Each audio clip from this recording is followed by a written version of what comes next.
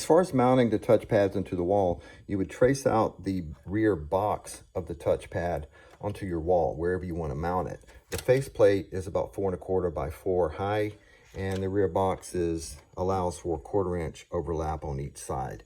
There are some spring retainers on the top and bottom, and the spring retainers put a little force, and as you can see, the spring retainers would require you to have at least I think 5/8 material.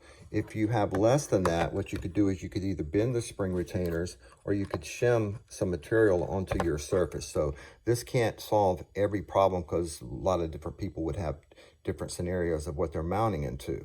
But in a case where this would actually grab your wall material, this will suffice to hold it in place. We want to try to avoid gluing it in case you ever need to remove it. You don't want to destroy the surface.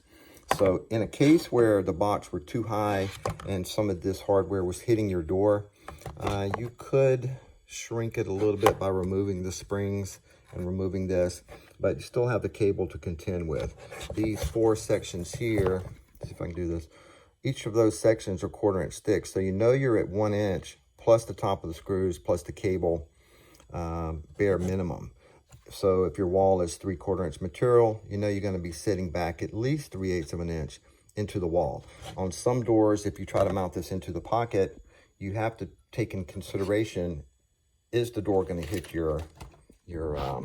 the back of your touch panel? So here's an example of this is using, I think, 1/2 inch material, and it shows you how the spring retainers are holding it in place without the use of glues or a retainer box. Okay, if you ever need to update software, you can see this little diagram that shows the USB connector. You want to make sure that you put this connector in exactly as shown on the diagram.